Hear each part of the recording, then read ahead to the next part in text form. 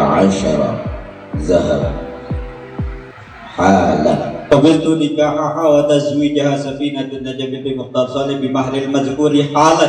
الحمد لله. وجمع Pertama kali ketemu ya, ketemunya di UIN ya, lebih spesifiknya di Hikmah itu UKM ya. Untuk momennya, kalau saya sih momen pertama kali yang membuat saya klik sama Vina itu ya pada saat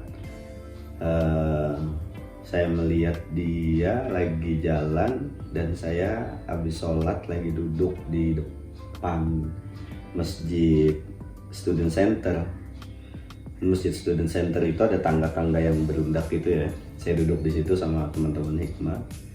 Kemudian baru di situ saya dapat kliknya, itu cewek siapa ya? Oh ternyata cewek yang saya klik itu yang ternyata selama ini suka gitu sama saya.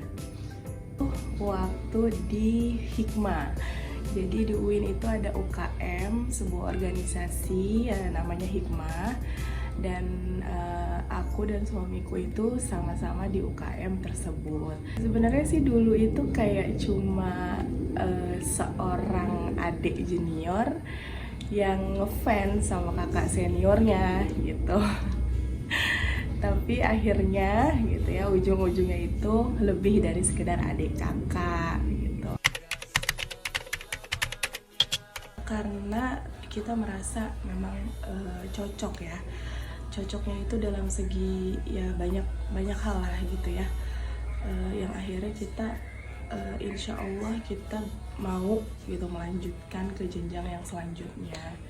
Karena kita sudah hampir 4 tahun kenal, jalan bareng, jadi sepertinya itu sudah cukup waktu antara kita untuk saling mengenal satu sama lain, mengenal keluarga satu sama lain. Kami rasa itu waktu yang sudah cukup gitu, dan saya merasa sangat diayomi gitu sama calon suami saya pada saat itu. Jadi saya merasa insya Allah dia adalah lelaki pilihan saya yang memang dipilihkan Allah untuk saya. Karena banyaknya kecocokan ya. Cocoknya saya sama dia itu banyak sebenarnya. Kayak bercandaannya kita gitu. Buat kita berdua nih kayaknya lucu banget gitu. Terus ya apa yang saya mau dia paham gitu, apa yang saya suka tanpa harus saya minta dia tahu gitu. Itu yang menjadi klik sih, yang buat saya memutuskan untuk menikahinya. Banyak momen-momen sebelum ya saya memutuskan untuk mempersunting dirinya sih ya. Saya kan jatuh cinta kepada Vina itu tidak melihat latar belakang. Jadi awal saya nggak tahu Vina itu dari latar belakangnya keluarganya gimana, anaknya siapa gitu. Nah, Vina juga sebaliknya nggak tahu saya latar belakang keluarganya gimana, anaknya siapa. Artinya hubungan kita ini tanpa didasari oleh embel-embel, oh lo kan anaknya dia, oh lo kan keluarga ini lo punya. Jadi hubungan kita itu murni ya, karena cinta. Kalau momen yang paling memorable dalam perjalanan saya dan Vina selama 10 tahun, 1 dekade, sebenarnya banyak banget momen. Banyak banget, tapi yang saya nggak bisa lupa sih, ini kan saya nikah itu tahun 2015, saya sakit ya. Saya sakit paru-paru basah gitu, dan lemes, badan saya kurus, Jadi momennya saya berdua Vina itu nyari-nyari rumah sakit yang bisa untuk mengcover asuransi di tempat saya kerja. Ya, di situ saya bolak-balik di beberapa rumah sakit. Jadi momen yang buat saya, kenapa saya nggak bisa lupa tuh, kayak film-film aja gitu kan. Jadi kalau film itu kan terlalu dramatis ya. Kalau saya ini memang merasakan yang benar-benar ya drama gitu, tapi itu real gitu. Jadi saya dalam kondisi sakit, lemas, jalan lemas, saya sama istri, sama Vina, terus bawa tas besar yang di situ baju-baju saya, yang dimana memang siap untuk dirawat gitu. Ya, kita waktu itu saya ingat banget ke RSPP. Di RSPP nggak bisa mengcover, akhirnya kita keluar dari rumah sakit RSPP, kita nyari lagi rumah sakit. Itu di tahun itu belum ada taksi online, jadi kita jalan aja itu sampai ketemu taksi, baru kita ke rumah sakit berikutnya. Ya, itu menurut saya momen yang sangat memorable banget sih ya. Jadi berasa banget dukanya gitu, suka dukanya tuh bersama gitu ya. Karena emang saya punya prinsip gini loh, saya punya prinsip tuh gimana caranya hidup ini saya nggak mau nyusahin orang gitu. Dan itu saya tularkan ke istri, gimana caranya hidup ini yang nggak nyusahin orang gitu. Jadi cara untuk hidup nggak nyusahin orang tuh ya kita kelihatan happy aja, kelihatan senang gitu. Gimana caranya di depan orang tuh kita happy, gimana caranya di hadapan orang itu, di hadapan saudara kita senang gitu. Dan itu sebenarnya terbukti banget, maksudnya berhasil banget sih kayaknya. Karena apa yang saya lakukan itu, jadi kayaknya orang ngelihat saya tuh duitnya banyak aja gitu kan. Dia nggak tahu kalau di dompet saya itu sisa 100.000, 200.000 gitu kan. Jadi ya itu sih prinsipnya, saya nggak mau bikin susah orang, karena saya pengen itu merupakan bentuk rasa syukur ya. Ada Allah Subhanahu wa Ta'ala, dia dibawa senang aja, dibawa happy aja ya. Pada saat 5 bulan pertama pernikahan, jadi pada saat itu setelah kita 5 bulan menikah, ternyata suami itu ada penyakit yaitu paru-paru ya, TB. Kita ke dokter manapun, kita ke klinik, kita ke puskes, tapi tidak ada diagnosa itu gitu ya.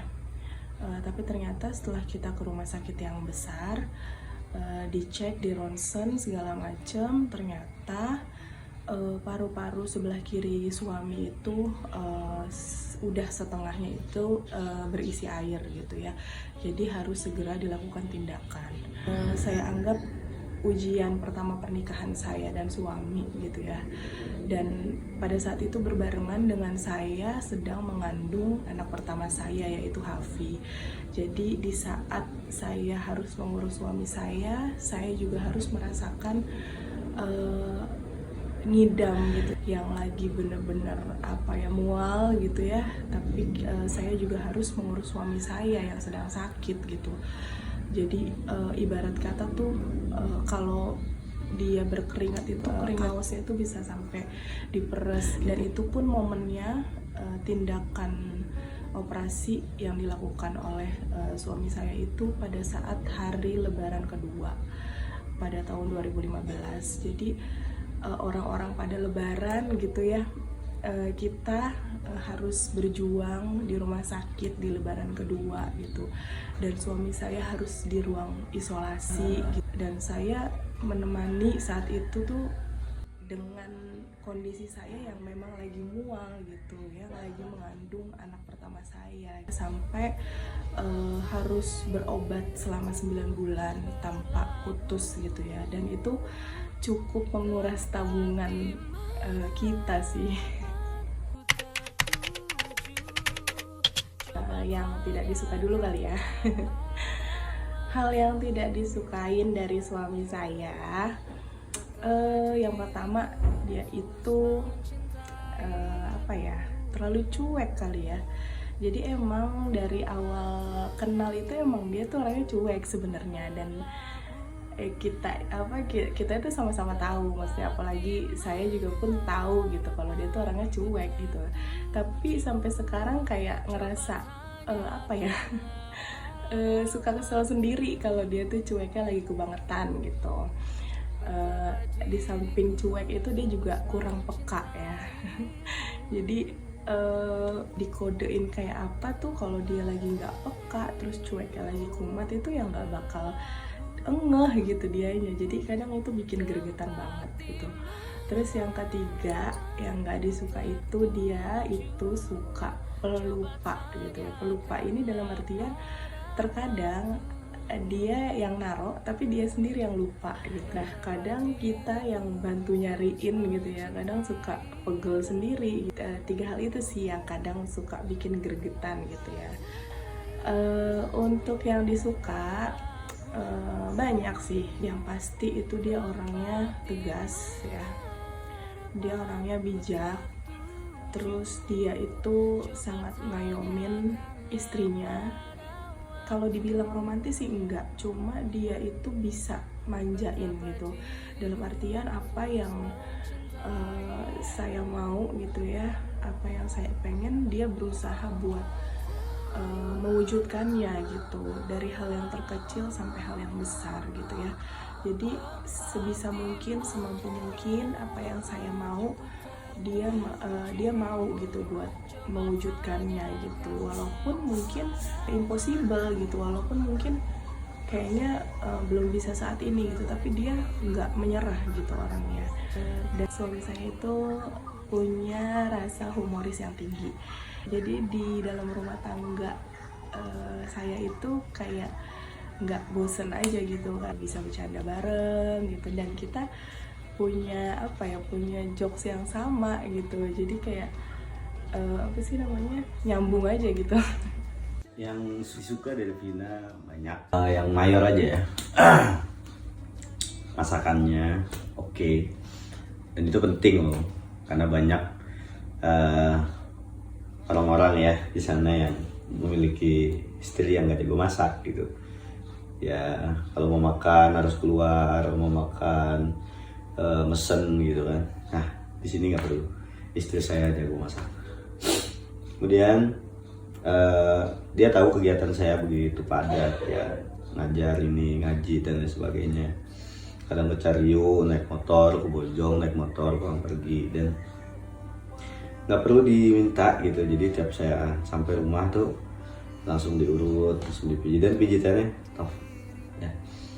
Kemudian yang paling saya suka di Ayuna Family, keluarga saya nih ya, kita punya jokes gitu. Sebenarnya bukan jokes sih, kayak apa ya, pesan yang unik tapi sampai gitu di dia gitu.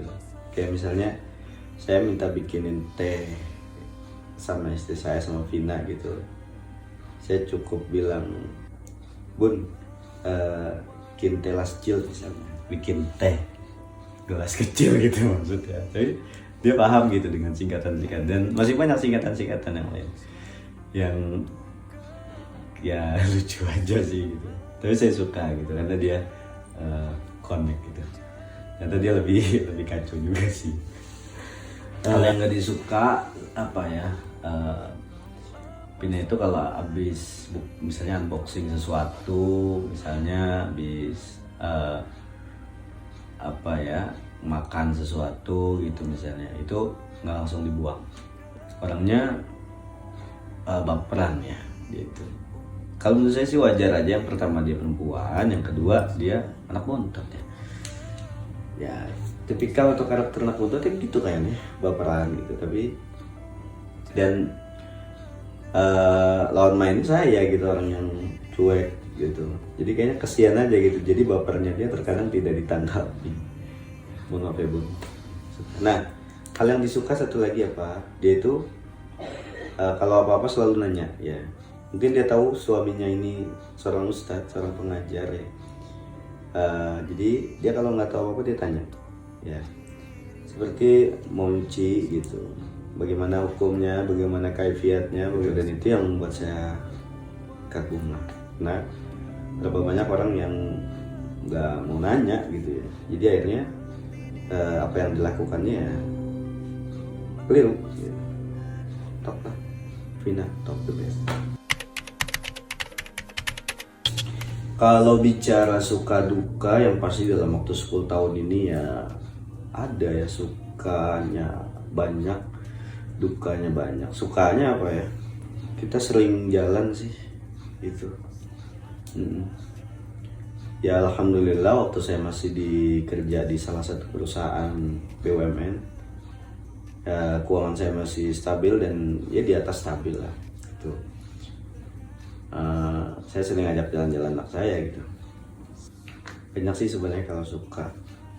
Di dukanya ya apa ya, masuk yang itu masih yang tadi itu momen yang memorable atau cari yang lain ya.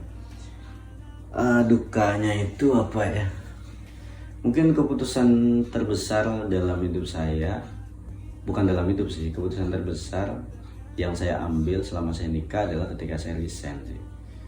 Ketika saya resign ya itu kenapa ya, kalau saya masih di perusahaan itu kan anak saya terjamin kesehatannya, terus saya juga punya gaji yang cukup dan sebagainya. Saya sebenarnya sih itu hitungannya finansial ya. Tapi ya dilihat dari sisi suka dukanya ya, mungkin ketika saya udah resign ya intensitas jalan-jalannya jadi berkurang. Terus kalau sakit sebisa mungkin kita obatin sendiri ya. Tapi itu saya nikmati ya. Jadi apalagi sekarang kita sudah tinggal sendiri di rumah sendiri ya, punya kendaraan sendiri, punya semua ya, alhamdulillah sudah tercukupi ya. Kita juga punya usaha yang sedang berkembang gitu ya. Alhamdulillah ini kita rintis bersama, susah bersama ya, ya senang bersama, suka duka bersama. Tapi overall selama 10 tahun saya lebih banyak senang ya, lebih banyak suka. Duka ya diupain aja lah ya. Kita harus menatap hari dengan penuh kesenangan, harus positive thinking, husnuzon. Sebab apa? Semua sudah diatur oleh Allah Subhanahu wa taala. Tinggal kita menjalani aja semua skenario yang sudah diatur dari Allah Subhanahu wa taala. Yang pertama yang tadi udah aku ceritain, yaitu pada saat awal-awal pernikahan kita harus survive, berjuang bersama gitu ya, menjalani proses bahwa suami itu mengalami penyakit paru-paru dan kita harus bolak-balik ke rumah sakit setiap bulan gitu ya, bahkan setiap 2 minggu sekali itu selama 9 bulan gitu ya. Jadi sampai saya sudah melahirkan pun itu suami masih dalam proses penyembuhan gitu ya. Terus yang kedua mungkin momen pada saat anak kedua saya itu masuk rumah sakit ya, di usia belum setahun lah. Itu Aisyah, dia harus dirawat selama 5 hari. Siapa sih yang nggak sedih ya kalau kita mengalami bahwa anak kita itu sakit, apalagi sampai dirawat di rumah sakit gitu ya. Jadi pada saat itu kalau nggak salah leukositnya Ciwa itu tinggi gitu, jadi harus dirawat. Terus juga dia dehidrasi, batuk-batuk juga. Selanjutnya yang membuat kita sedih itu selama 10 tahun pernikahan pada saat anak pertama saya Hafi itu di usia 4 tahun atau 5 tahun gitu ya, mengalami penyakit yang namanya hidrokel. Jadi harus dilakukan tindakan operasi kecil gitu ya, penyedotan air di alat kelaminnya gitu. Jadi di dalam proses itu akhirnya juga kita mengetahui bahwa Hafi itu punya penyakit paru-paru juga gitu. Dan setelah saya ingat-ingat mungkin ya, kenapa dia bisa punya penyakit paru-paru, mungkin apakah pada saat ayahnya saat di awal pernikahan itu kan saya lagi hamil Hafi tuh ya, itu apa mungkin memang terkena gitu ya, terkena virusnya gitu, terkenanya ke Hafi gitu. Pada tahun itu Hafi harus mengobati 2 penyakit sekaligus, yaitu operasi di alat kelaminnya dan juga harus mengobati paru-parunya, dan dia juga harus menjalani proses pengobatan selama 6 bulan. Kalau yang suka ya hal-hal yang bahagia di pernikahan kita itu ya hampir semua momen kita buat bahagia. Kita juga menjalani proses berumah tangga itu ya happy aja gitu ya. Alhamdulillahnya walaupun ada hal-hal yang duka, ada hal-hal yang menyedihkan buat kita, tapi kita berusaha buat saling menyemangati. Kita berdua itu saling support satu sama lain, jadi insya Allah kita bisa saling menguatkan. Yang pasti hal yang bahagia yang kita jalani itu mungkin 2016 ya, pada saat umroh bareng. Flashback ke sebelumnya, pada tahun 2011 itu pada saat saya umroh gitu ya, saya belum menikah dengan suami saya itu, tapi sudah mengenal ya. Itu saya itu sempat menuliskan nama saya dan suami saya gitu ya di Jabal Rahmah. Jadi kalau dulu kan ya Jabal Rahmah itu masih bisa tuh tugunya itu buat nulis-nulis gitu ya, kita bawa spidol, kita bisa nulis di kertas gitu ya, terus kertasnya kita taruh di situ. Nah saya tulis tuh, saya tulis nama saya tulis nama suami saya gitu, dengan harapan insya Allah kita bisa umroh bareng gitu kan. Nah alhamdulillahnya di tahun 2016 pada saat kita sudah menikah, Allah wujudkan itu, Allah perkenankan kita bisa umroh bareng, dan itu hal yang sangat bikin kita happy, bikin kita bahagia banget, dan kita bersyukur kita bisa bersujud bersama di Baitullah gitu ya. Kita bisa merasakan indahnya kota Mekah, kota Madinah bersama-sama gitu ya, dengan sudah berstatus suami istri. Termasuk juga momen-momen pada saat kita tahu bahwa kita akan memiliki seorang anak gitu ya. Jadi di momen-momen garis 2 itu ya itu sangat happy banget sih ya, bahagia banget buat kita. Dari anak pertama, anak kedua, anak ketiga itu happy banget. Momen mengandung, momen melahirkan gitu ya. Karena alhamdulillahnya di setiap melahirkan itu suami saya selalu mendampingi, dan ada aja gitu momen yang bikin kita bahagia, bikin kita terharu gitu ya, mewujudkan satu persatu impian kita. Termasuk kita punya rumah sendiri, kita bisa berjuang gitu ya, memiliki rumah walaupun kecil tapi nyaman untuk keluarga kecil kita.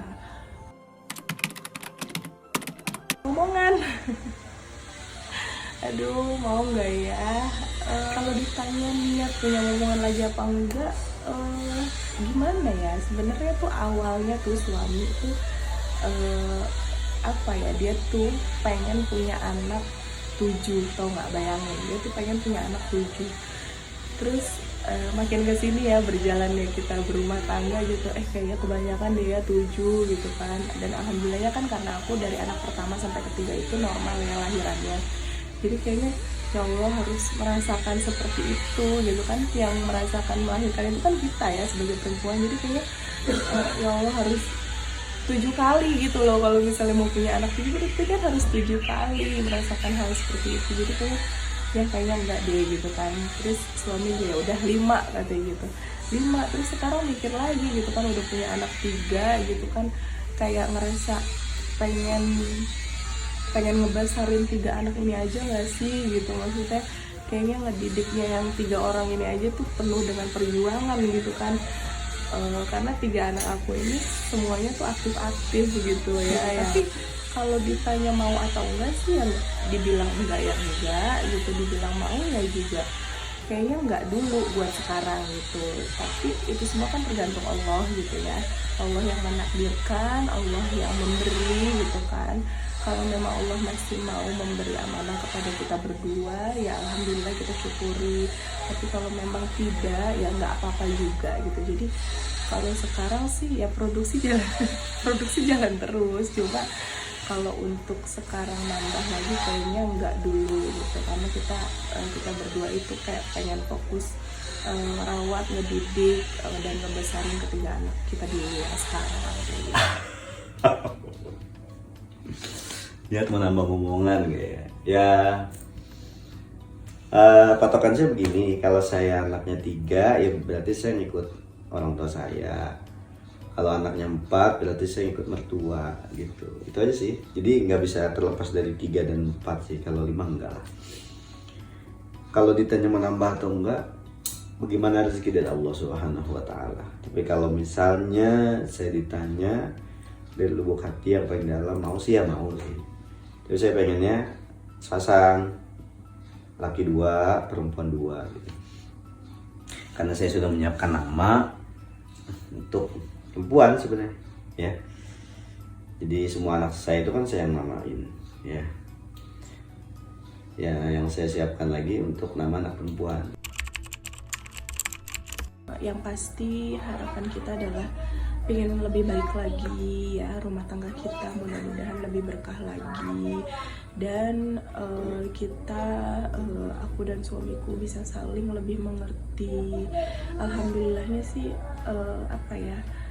kalau saya merasanya di usia-usia 1-5 tahun pernikahan itu adalah usia-usia terberat ya buat saya dan suami gitu ya. Tapi untuk tahun-tahun sekarang ini saya merasanya kayak lebih enjoy aja berumah tangga gitu. Jadi kayak segala sesuatunya itu sekarang tuh kita lebih ke diskusi gitu buat mengatasi masalah, mengatasi sebuah persoalan itu kita selalu diskusi satu sama lain gitu. Jadi kayak lebih enjoy aja gitu. Mudah-mudahan seterusnya kita akan seperti itu. Harapan 10 tahun bukan waktu yang singkat. 10 tahun itu waktu yang lama. Anak-anak saya udah besar, kita juga sudah di rumah sendiri. Apa-apa yang mau kita lakukan kita diskusikan sendiri. Kecuali yang urgent baru kita diskusikan, kita musyawarahkan kepada orang tua atau mertua gitu. Ya tentu menjadi lebih baik lah ya. Jadi lebih baik. Saya harapannya mudah-mudahan saya bisa jadi lebih paham apa yang dimau istri gitu, dan juga sebaliknya ya doakan saja yang terbaik. Kita sedang membangun rumah tangga yang terbaik lah ya. Alhamdulillah saya sudah dikaruniai 3 orang anak, 3-tiganya ganteng-ganteng, cantik-cantik, pintar-pintar, cerdas, soleh. Itu nikmat yang harus sangat saya syukuri. Harapan yang paling utama adalah ya yang pasti bahagia dunia akhirat aja sih. Semua yang terbaik selalu kita ucapkan di dalam doa. Yang pasti semua tetap bagaimana maunya Allah Subhanahu wa Ta'ala. Kita kan manusia yang bisa berencana, Allah yang menentukan.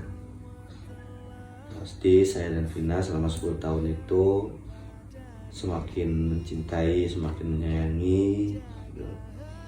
Ya harapan juga mudah-mudahan kita bisa emosinya stabil, terutama dalam mendidik anak-anak ya. Mudah-mudahan selama 10 tahun ini menjadi sebuah pelajaran ya. Next setelah 10 tahun nanti setelah 1 dekade memasuki tahun ke-11 ya bisa kita bereskanlah itu. Karena saya dan Vina ini pasangan yang tidak berfokus pada masalah, kita selalu berfokus kepada solusi gitu. Ya alhamdulillah, kita selalu berpikir bersama. Saya sedia amanatkan memimpin pesantren Al-Rahmah Bojonggede. Orang yang selalu saya ajak diskusi adalah istri saya gitu. Istri saya juga di keluarganya ada pesantren An-Najah di Cariu, dan orang yang selalu diajak diskusi ya saya gitu. Jadi di atas kasur itu kita selalu berdiskusi bersama, ya bercanda bersama, diskusi bersama gitu. Itu harapan saya adalah semoga langgeng. Dan mudah-mudahan juga mimpi-mimpi, wishlist yang belum kita capai di tahun-tahun kemarin, mudah-mudahan di tahun ini dan seterusnya bisa kita capai bersama-sama. Allah. Ya mudah-mudahan, doakan mudah-mudahan hubungan saya dan Vina terus langgeng, sakinah, mawaddah, warahmah, sa'adah, latifah, barokah. Allah bisa wujudkan dan kita bisa mendidik anak-anak kita dengan baik. Saya pun bisa menjadi istri yang lebih baik lagi buat suami saya, dan suami saya juga bisa menjadi suami yang lebih baik lagi buat saya. Kayak gitu. Mudah-mudahan semua dicukupi oleh Allah Subhanahu wa Ta'ala. Mau ini cukup, mau ini cukup, mau ini cukup, mau ini ada, mau itu ada, mau apapun ada. Ya. Dan kini